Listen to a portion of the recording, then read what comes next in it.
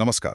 Smart BPSC hub की GS foundation audio series में आपका एक बार फिर से स्वागत है। नमस्कार। हम अपनी जीव विज्ञान यानी बायोलॉजी की यात्रा को आगे बढ़ा रहे हैं और ये सीरीज का 7वां भाग है। जी, और जैसा कि हम हमेशा करते हैं, आज एक नए और बेहद जरूरी अध्याय में उतरने से पहले क्या हम पिछले भाग का एक संक्षिप्त रिकैप कर सकते हैं? हाँ बिल्कुल। इससे एक तारतम्यता बनी रहती है और कॉन्सेप्ट जुड़ जाते हैं। बिल्कुल। पिछले भाग में हमने जीवन के वर्गीकरण यानी क्लासिफिकेशन को समझा था। हाँ, कि कैसे विटेकर ने सभी जीवों को 5 जगत या किंगडम में बांटा था। एकदम। और साथ ही हमने जैव विकास यानी एवोल्यूशन पर भी चर्चा की थी और डार्विन के प्राकृतिक चयन के सिद्धांत को समझा था। और बीपीएससी और यूपीएससी प्रीलिम्स के नजरिए से ये दोनों ही विषय बहुत महत्वपूर्ण है। बहुत ज्यादा। और आज हम इसी कड़ी को आगे बढ़ाते हुए जीव विज्ञान की उस नींव पर बात करेंगे जिस पर जीवन की पूरी इमारत खड़ी है। अच्छा, तो आज का विषय है कोशिका यानी द सेल। हाँ, द सेल।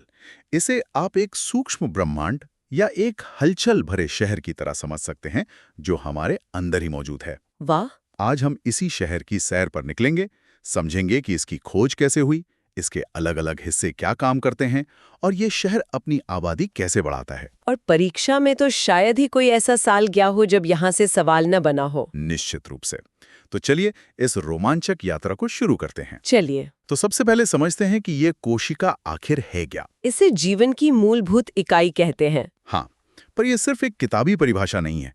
इसका मतलब है कि दुनिया में कोई भी जीवित चीज, चाहे वो एक छोटा सा बैक्टीरिया हो या एक विशालकाय वेल, हाँ, वो इन्हीं कोशिकाओं से बनी है। ये वो ईंटें हैं जिनसे जीवन का हर रूप बनता है। और इन ईंटों को सबसे पहले देखने की कहानी भी काफी दिलचस्प है ना? बिल्कुल। सोचिए, 1665 तक हमें पता ही नहीं था कि हम कोशिकाओं से बने हैं। अच्छा। तब रॉबर्ट हुक नाम के एक वैज्ञानिक अपने बनाए हुए माइक्रोस्कोप से कॉर्क की एक पतली सी परत देख रहे थे। कॉर्क मतलब जो पेड़ की छाल होती है। हाँ, तो उन्हें मधुमक्खी के छत्ते जैसे छोटे छोटे खाली कमरे दिखाई दिए। उन्होंने इन कमरों को सेल नाम दिया। जिसका लैटिन में मतलब ही छोटा कमरा होता है। एकदम। लेकिन उन्होंने जो देखा था वो असल में मृत कोशिकाएं थीं। सिर्फ उनकी दीवारें बची थीं। यानी जीवन की पहली झलक अभी बाकी थी। हाँ, और वो श्रेय जाता है एंटनी वैन ल्यूवेनहॉक को। उन्होंने 1674 में तालाब के पानी की एक बूंद में हलचल करती हुई जीवित कोशिकाओं को देखा। जी, वो हैरान रह गए कि पानी की एक बूंद में भी एक पूरी दुनिया बसती है। यहीं से कोशिका विज्ञान यानी साइटोलॉजी की असली शुरुआत हुई। और फिर तो जैसे खोजों की एक झड़ी सी लग गई। हाँ, 1831 में रॉबर्ट ब्राउन ने बताया कि कोशिका के अंदर एक कंट्रोल सेंटर भी होता है, जिसे उन्होंने केंद्रक या न्यूक्लियस कहा। सही। और फिर 1953 में वॉटसन और क्रिक ने उस मास्टर ब्लूप्रिंट यानी डीएनए के डबल हेलिक्स मॉडल को दुनिया के सामने रखा, जिसने जेनेटिक्स की पूरी तस्वीर ही बदल दी। यहाँ एक बात एस्पिरेंट्स को ध्यान रखनी चाहिए। क्या? कि इन वैज्ञानिकों के नाम और उनकी खोजें ये मैच द फॉलोइंग के रूप में बीपीएससी, एसएससी जैसे एग्जाम्स में अक्सर पूछ लिए जाते हैं। ये बहुत जरूरी पॉइंट है। तो इन खोजों के आधार पर ही कोशिका सिद्धांत यानी सेल थ्योरी का जन्म हुआ होगा। एकदम। 1838-39 में श्लेडन और श्वान ने दो बातें कहीं। पहली कि सभी पौधे और जानवर कोशिकाओं से बने हैं। और दूसरी ये कि कोशिका ही जीवन की मूल इकाई है।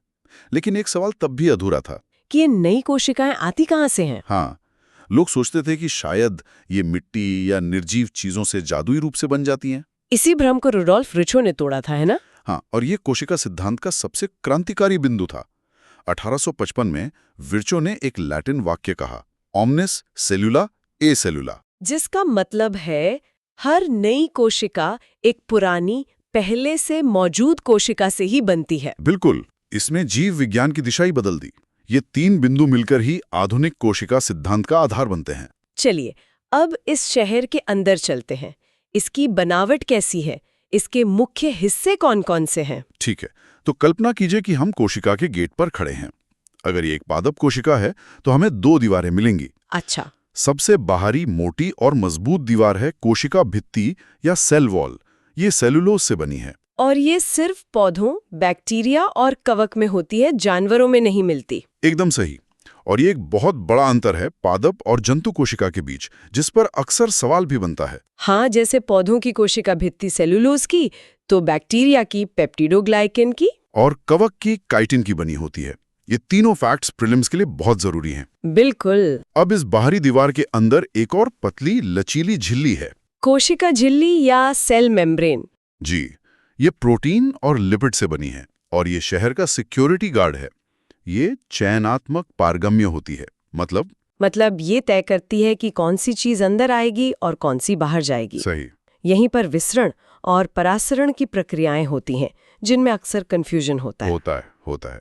देखिए, दोनों में ही अणु ज्यादा मात्रा वाली जगह से कम मात्रा वाली जगह की ओर जाते हैं। ठीक है। फर्क बस इतना है कि विसरण कहीं भी हो सकता है, जैसे कमरे में अगरबत्ती की खुशबू का फैलना। अच्छा। लेकिन परासरण सिर्फ एक अर्धपारगम्य झिल्ली के आर पार होता है। जैसे किशमिश का पानी में फूल जाना। बहुत अच्छा उदाहरण है। और परासरण में केवल विलायक यानी पानी जैसे तरल पदार्थ ही झिल्ली को पार करते हैं। ठीक है, तो अब हम सिक्योरिटी गेट से अंदर आ गए हैं। अंदर हमें क्या दिखता है? अंदर आते ही हम एक जेली जैसे तरल पदार्थ में पहुंच जाते हैं, जो पूरे शहर में फैला हुआ है। ये है कोशिका द्रव्य या साइटोप्लाज्म। हाँ, इसी में शहर की सारी इमारतें, फैक्ट्रियां और मशीनें, जिन्हें हम कोशिका अंगक या ऑर्गेनलीज कहते हैं, वो तैर रही हैं। और इन सब के बीच में है शहर का कंट्रोल रूम, यानी केंद्रक या न्यूक्लियस, जिसे कोशिका का मस्तिष्क भी कहा जाता है। सही कहा। ये कोशिका की सबसे बड़ी और सबसे महत्वपूर्ण संरचना है। इसके अंदर शहर का पूरा ब्लूप्रिंट यानी हमारी आनुवांशिक जानकारी डीएनए के रूप में बंद होती है। हाँ, सामान्य अवस्था में ये डीएनए एक उलझे हुए धागे की तरह होता है, जिसे क्रोमैटिन कहते हैं। लेकिन जब कोशिका को विभाजित होना होता है तब यही धागा पैक होकर मोटे मोटे रॉड जैसी संरचनाओं में बदल जाता है, जिन्हें हम गुणसूत्र या क्रोमोसोम कहते हैं। और मनुष्यों में इन गुणसूत्रों के 23 जोड़े होते हैं। जी, यानी कुल 46। इसे ऐसे समझ सकते हैं कि ये 23 किताबों का एक सेट है, जिसकी 2 कॉपी हमें मिलती हैं, एक माँ से और एक पिता से। बहुत बढ़िया एनालॉजी है कि माइटोकॉन्ड्रिया ये वो जगह है जहां ऊर्जा बनती है। हाँ, सोचिए, हमारे शरीर में खरबों छोटे छोटे पावर प्लांट 24 घंटे काम कर रहे हैं। वाह! ये माइटोकॉन्ड्रिया हमारे खाए हुए भोजन से ऊर्जा निकालकर उसे एक रिचार्जेबल बैटरी में स्टोर करते हैं, जिसका नाम है एटीपी, एडेनोसिन ट्राइफॉस्फेट। बिल्कुल। जब भी हमें कोई काम करना होता है, सोचना हो, चलना हो या पलक झपकाना हो, शरीर इसी एटीपी बैटरी से पावर लेता है। और सबसे हैरान करने वाली बात तो ये है कि माइटोकॉन्ड्रिया का अपना खुद का डीएनए और राइबोसोम होता है। हाँ, ये बहुत ही फैसिनेटिंग है। ऐसा लगता है जैसे हमारे अंदर एक और जीव रह रहा हो, जो लाखों साल पहले हमारी कोशिकाओं के साथ जुड़ गया था। बिल्कुल। अब चलते हैं शहर की फैक्ट्री की तरफ। अंतःप्रद्रवी जालिका या एंडोप्लाज्मिक रेटिकुलम, जिसे ईआर भी कहते हैं। जी, ये 2 तरह की हैं। एक है खुरदुरी ईआर, जिसकी सतह पर छोटे छोटे दाने चिपके होते हैं, जिन्हें राइबोसोम कहते हैं। हाँ, और यही राइबोसोम असल में प्रोटीन बनाने की मशीन है, इसलिए इन्हें प्रोटीन की फैक्ट्री भी कहा जाता है। और दूसरी है चिकनी ईआर। इसका क्या काम है? चिकनी ईआर वसा और लिपिड बनाती है। साथ ही इसका एक और बहुत जरूरी काम है, विषहरण या डिटॉक्सिफिकेशन। अच्छा। हमारे लिवर की कोशिकाओं में ये बहुत ज्यादा मात्रा में होती है और दवाओं या जहर के असर को कम करने में मदद करती है। तो ये शहर का वेस्ट ट्रीटमेंट प्लांट हुआ एक तरह से, कह सकते हैं। तो ईआर में प्रोटीन और लिपिड बन गए। अब इनका क्या होता है? अब आता है शहर का पोस्ट ऑफिस, या कह लीजिए अमेज़न का पैकेजिंग सेंटर, गोल्गी निकाय या गोल्गी अपैरेटस। अच्छा। ईआर में बना सामान यहाँ आता है, गोल्गी उसे छांटता है, पैक करता है, उस पर लेबल लगाता है कि उसे कोशिका में कहाँ जाना है या कोशिका से बाहर कहाँ भेजा जाना है। हाँ, और फिर उसे रवाना कर देता है। ये कोशिका के ट्रैफिक पुलिस की तरह भी काम करता है। और ये एक और महत्वपूर्ण काम करता है ना, लाइसोसोम का निर्माण। हाँ, गोल्गी निकाय से ही एक थैली बनती है, जिसमें बहुत शक्तिशाली पाचक एंजाइम भरे होते हैं। इसे लाइसोसोम कहते हैं। जी, ये शहर की सफाई और सुरक्षा करने वाली टीम है। कोई बाहरी बैक्टीरिया आया या कोशिका का कोई हिस्सा पुराना और बेकार हो गया, तो लाइसोसोम उसे अपने अंदर लेकर पचा डालता है। बिल्कुल। इसे आत्मघाती थैली या सुइसाइडल बैग भी कहते हैं। ये नाम थोड़ा डरावना लगता है। इसका कारण ये है कि जब कोई कोशिका बहुत ज्यादा डैमेज हो जाती है या संक्रमित हो जाती है, तो लाइसोसोम फट जाता है और उसके एंजाइम पूरी कोशिका को ही पचा डालते हैं। हाँ, ताकि संक्रमण आगे ना फैले। ये एक तरह का आत्म बलिदान है। अच्छा, ये तो थे वो अंगक जो पौधे और जानवर दोनों में मिलते हैं। जी। अब कुछ उन खास हिस्सों की बात करते हैं जो सिर्फ पादप कोशिकाओं में होते हैं। इसमें सबसे प्रमुख हैं लवक या प्लास्टिड्स। ये 3 तरह के होते हैं। पहला क्लोरोप्लास्ट। हाँ, जिसमें क्लोरोफिल होता है। ये पौधे की रसोई है जहां प्रकाश संश्लेषण से भोजन बनता है। दूसरा क्रोमोप्लास्ट। जो फूलों और फलों को रंग बिरंगा बनाता है। और तीसरा ल्यूकोप्लास्ट, जो भोजन को स्टोर करने वाला गोदाम है। और एक और बड़ा अंतर है रसधानियां या वैक्यूल्स का। हाँ, पादप कोशिका में एक बहुत बड़ी केंद्रीय रसधानी होती है जो कोशिका का 50 से 90% हिस्सा घेर सकती है। ये पानी और अन्य पदार्थों का भंडारण करती है और कोशिका को फुलाकर रखती है। बिल्कुल, जिससे पौधे को मजबूती मिलती है। जबकि जंतु कोशिकाओं में ये या तो होती ही नहीं या बहुत छोटी छोटी होती हैं। तो हमने कोशिका के लगभग सभी मुख्य हिस्सों को समझ लिया। अब एक स्वाभाविक सवाल उठता है कि ये शहर अपनी आबादी कैसे बढ़ाता है। मतलब कोशिका विभाजन कैसे होता है? जी, कोशिका विभाजन या सेल डिवीजन 2 तरीकों से होता है। पहला है समसूत्री विभाजन या माइटोसिस। ये हमारे शरीर की सामान्य कोशिकाओं में होता है। हाँ, जिन्हें सोमैटिक सेल्स कहते हैं। इसका मकसद है वृद्धि और मरम्मत, जैसे चोट लगने पर नए सेल्स का बनना।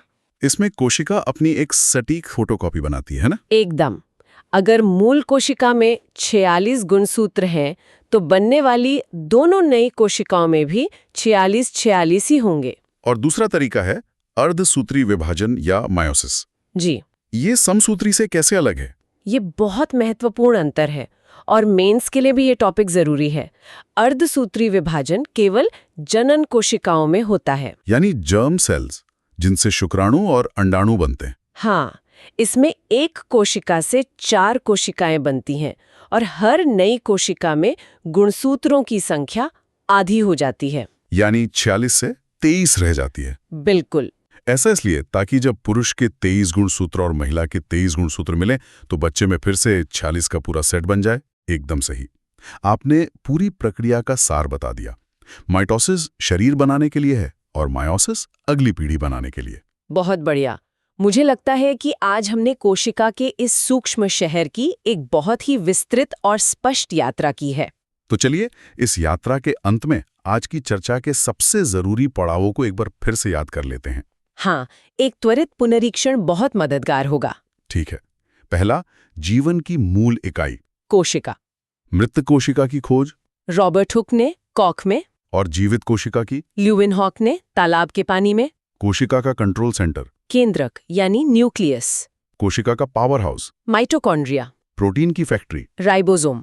और आत्मघाती थैली लाइसोसोम। पादप कोशिका भित्ति किससे बनी होती है? सेल्यूलोज से। और कवक की? काइटिन से। बहुत अच्छे। वो कौन से अंगक हैं जिनका अपना डीएनए होता है? ये परीक्षा में बहुत पूछा जाता है। माइटोकॉन्ड्रिया और क्लोरोप्लास्ट। बिल्कुल सही। शरीर की वृद्धि के लिए कौन सा विभाजन होता है? समसूत्री यानी माइटोसिस। और जनन कोशिकाओं में? अर्धसूत्री यानी मायोसिस, जिसमें गुणसूत्रों की संख्या आधी हो जाती है। शानदार। आज हमने कोशिका के बारे में जिस गहराई और व्यवस्थित तरीके से जानकारी ली है, वो निश्चित रूप से आगे के बायोलॉजी के अध्यायों को समझने के लिए एक मजबूत नींव का काम करेगा। बिल्कुल। और यही समझना है, रटना नहीं। जब आप कोशिका को एक शहर की तरह देखते हैं तो उसके हिस्से और उनके काम अपने आप याद हो जाते हैं। ये बात तो है। तो आज हमने जो भी पढ़ा है उसे बार बार सुने और अगर संभव हो तो खुद के फ्लो चार्ट या नोट्स जरूर बनाएं। इससे आपकी तैयारी और भी पक्की होगी। इस पूरी चर्चा से एक विचार मन में आता है। बताइए। हम अक्सर ब्रह्मांड के रहस्यों को बाहर खोजते हैं, लेकिन हमारे शरीर की हर एक कोशिका अपने आप में एक ब्रह्मांड है। बहुत खूब कहा। जिसके नियम और कार्यप्रणाली हमें आज भी आश्चर्यचकित करते हैं। बिल्कुल। और इसी विचार के साथ हम आपको एक सवाल के साथ छोड़ जाते हैं। जी। अगर माइटोकॉन्ड्रिया और क्लोरोप्लास्ट का अपना डीएनए है और वो कभी स्वतंत्र जीव थे, तो क्या भविष्य में कोई और सूक्ष्म जीव भी हमारी कोशिकाओं का हिस्सा बन सकता है? सोचिएगा जरूर। ये तो बहुत ही दिलचस्प सवाल है। हमारी बायोलॉजी सीरीज के अगले भाग में हम जानेंगे कि ये कोशिकाएं मिलकर ऊतक यानी टिश्यूज कैसे बनाती हैं। तब तक अपनी पढ़ाई जारी रखें। स्मार्ट बीपीएससी हब के साथ जुड़े रहने के लिए धन्यवाद। धन्यवाद।